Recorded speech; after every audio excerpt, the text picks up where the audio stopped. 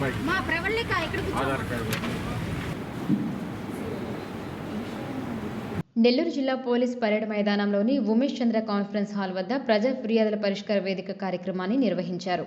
జిల్లాలోని వివిధ ప్రాంతాల నుండి వచ్చిన ఫిర్యాదుదారులతో జిల్లా ఎస్పీ కృష్ణకాంత్ మాట్లాడి వారి సమస్యలను అడిగి తెలుసుకున్నారు.